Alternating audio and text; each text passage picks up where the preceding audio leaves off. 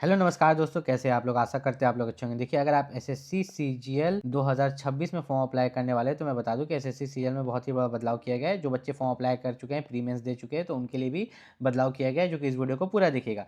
तो SSC CGL में क्या बदलाव किया गया है वो बताने से पहले मैं बता दूं कि एसएससी सीजीएल की जो न्यू वैकेंसी आने वाली है उसका फॉर्म कब से कब तक अप्लाई होगा, उसका एग्जाम कब से कब तक होगा। तो उसका फॉर्म जो है आपका 31 मार्च 2026 से फॉर्म अप्लाई होगा, ठीक है। और आपका जो है अप्रैल तक, ठीक है, अप्रैल मान के चलिए कि 30 अप्रैल 2026 तक जो है आपका यहाँ पर सीजीएल का फॉर्म अप्लाई होगा। और उसका एग्जाम जो है सीजीएल का मई जून में लिया जाएगा। कब लिया जाएगा? मई जून में। लेकिन हमको फॉर्म अप्लाई का लास्ट डेट से मतलब है कि सीजीएल का फॉर्म अप्लाई का लास्ट डेट क्या है? 30 अप्रैल 2026। अब ध्यान से समझिएगा, जितने भी रिजर्व्ड कैटेगरी के बच्चे हैं, देखिए पहली बात तो जनरल कैटेगरी वाले, ओबीसी, एससी, एसटी, ईडब्ल्यूएस सभी आ जाते हैं यहाँ पर। अब ध्यान से सुनिएगा, अगर आप जनरल कैटेगरी के बच्चे हैं तो आपको बस चाहिए डोमिसाइल, रेसिडेंशियल या निवास प्रमाण पत्र, अलग अलग नाम से इसे जाना जाता है। इंग्लिश में इसको डोमिसाइल सर्टिफिकेट या रेसिडेंशियल सर्टिफिकेट बोलते हैं, ठीक है। और हिंदी में इसको निवास प्रमाण पत्र बोलते हैं। तो ये जनरल कैटेगरी वाले बच्चे के पास ये चीज़ होना चाहिए। अब इसको हटा देते हैं जनरल कैटेगरी वाला बच्चा को, ठीक है। अब बचता है आपका ओबीसी, एससी, एसटी और ईडब्ल्यूएस। तो इन बच्चों को क्या चाहिए? तो इन बच्चों को यहाँ पर जो है सेंट्रल लेवल कास्ट सर्टिफिकेट चाहिए। अब ये सेंट्रल लेवल कास्ट सर्टिफिकेट क्या होता है? कास्ट सर्टिफिकेट तो आपने सुना होगा। देखिए, कास्ट सर्टिफिकेट दो तरह का होता है, एक स्टेट लेवल, एक आपका सेंट्रल लेवल।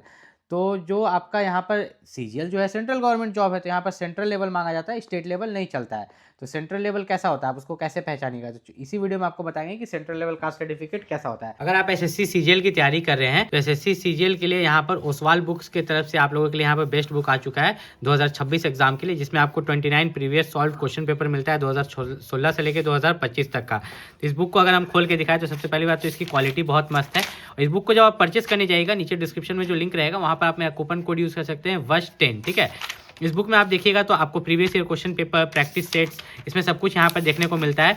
और यहाँ पर सबसे खास बात यह है कि आपको जितना भी यहाँ पर सॉल्व क्वेश्चन पेपर मिलेगा या प्रीवियस ईयर प्रैक्टिस सेट मिलेगा, उन सब का डिटेल आंसर दिया रहता है। जैसे 64 नंबर जो करेक्ट है, तो करेक्ट क्यों है, डिटेल में आंसर दिया गया है। टीचर की जरूरत नहीं, आप खुद से आप इसे बना भी सकते हैं। तो इस बुक को परचेस करने का जो है सीजीएल की अगर आप तैयारी कर रहे हैं, ओसवाल बुक्स जो है, ओसवाल का ये जो बुक है, इसका लिंक वीडियो के डिस्क्रिप्शन में दिया गया है, वहाँ से जाके आप परचेस कर सकते हैं। सबसे पहले बात करते हैं कि सीजीएल में कौन कौन सा पोस्ट होता है। देखिए, सीजीएल में जो है पे लेवल 7 जो है 44,900 से लेकर 1,42,200 तक आपका ग्रुप बी का पोस्ट होता है, जिसकी एज लिमिट 20 से 30 साल तक रहती है। उसमें आपका जो है एएसओ के अंदर भी अलग अलग डिपार्टमेंट, जैसे आईबी में, मिनिस्ट्री ऑफ रेलवे में, मिनिस्ट्री ऑफ एक्सटर्नल अफेयर्स में एएसओ जो है, यहाँ पर एएसओ का पोस्ट बहुत फेमस है, असिस्टेंट सेक्शन ऑफिसर, अलग अलग डिपार्टमेंट्स में किसी में भी आप ज्वाइन करते हो। उसके बाद ये 3 पोस्ट तो बहुत ज़्यादा फेमस है। सीबीआईसी में आपका जो है एग्जामिनर का, प्रिवेंटिंग ऑफिसर का, एक्साइज इंस्पेक्टर का, ठीक है, जिसकी उम्र सीमा 18 से 30 साल है। ये जनरल वालों के लिए है। ओबीसी को 3 साल की छूट और एससी एसटी को 5 साल की छूट है सभी पोस्ट में, ठीक है। ओबीसी को 3 साल की छूट और एससी एसटी को 5 साल की छूट।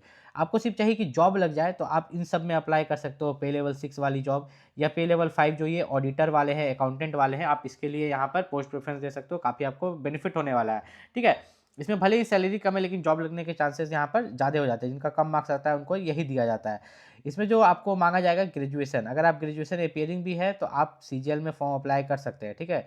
2026 में अगर आप ग्रेजुएशन अपेयरिंग भी हैं तो आप सीजीएल में जो है फॉर्म अप्लाई कर सकते हैं। लेकिन 1/8/2026 से पहले जो है आपका ग्रेजुएशन पूरा हो जाना चाहिए, ठीक है। 1/8/2026 से पहले। भले फॉर्म मार्च में भरा रहा है, लेकिन अगर आप अपेयरिंग भी है तो आप यहाँ पर फॉर्म अप्लाई कर पाएंगे। उसके बाद यहाँ पर एग्ज़ाम के बारे में अगर बात करें तो सीजीएल के लिए, ठीक है, एसएससी सीजीएल के लिए जो है आपका टियर 1 या टियर 2 हो, उन सभी के लिए जो सबसे बेस्ट बुक है एग्जाम के लिए, सभी का लिंक मैंने इस वीडियो का डिस्क्रिप्शन में दे दिया, वहाँ से जाके आप परचेस कर सकते हैं। अब इसके एग्जाम्स में क्या क्या पूछे जाते हैं, तो आपका जो टियर 1 यहाँ पर होता है उसमें आपका रीजनिंग से 25 क्वेश्चन, जनरल अवेयरनेस से 25, मैथ से 25, इंग्लिश से 25, टोटल जो है आपके यहाँ पर 100 क्वेश्चन पूछे जाते हैं 200 मार्क्स का, ठीक है।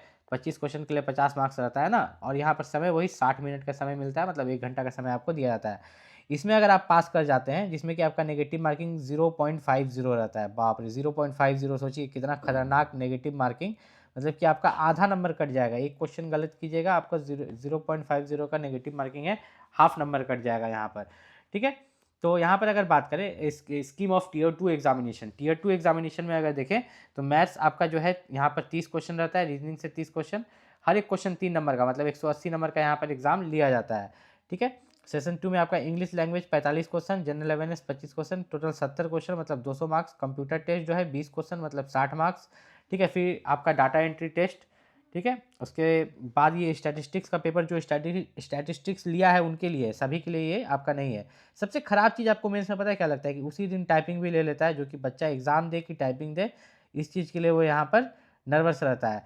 तो अगर आप यहाँ पर एसएससी सीजीएल 2026 के एग्ज़ाम देने वाले हैं, आपको अगर किसी भी तरह का डाउट है, आपको पोस्ट प्रेफरेंस के बारे में पूछना है, बुक्स के बारे में पूछना है, या डॉक्यूमेंट वेरिफिकेशन के बारे में पूछना है, या प्री या मेंस एग्जामिनेशन के बारे में पूछना है, तो आप नीचे कमेंट करके यहाँ पर पूछ सकते हैं। एसएससी सीजीएल में अगर आप तैयारी कर रहे हैं तो कौन सा आपका फेवरेट पोस्ट है, नीचे कमेंट करके बताइएगा। और साथ ही साथ मैं बता दूं कि एसएससी सीजीएल के लिए अगर आप फॉर्म अप्लाई यहाँ पर कर रहे हैं तो आपको एक चीज़ का खास ख्याल रखना है, टाइपिंग का भी, क्योंकि टाइपिंग जो है आपका मेंस एग्जाम में ही ले लिया जाता है। तो टाइपिंग के भी जो आपका शुरुआत से ही आपको टाइपिंग भी रोज करते रहना है, आपको टाइपिंग भी अपना बना के रखना है। ऐसा नहीं कि आप प्रीलिम्स निकाल लीजिएगा फिर मेंस की तैयारी के साथ साथ टाइपिंग कीजिएगा, तब ऐसा आपका कंप्लीट नहीं हो सकता।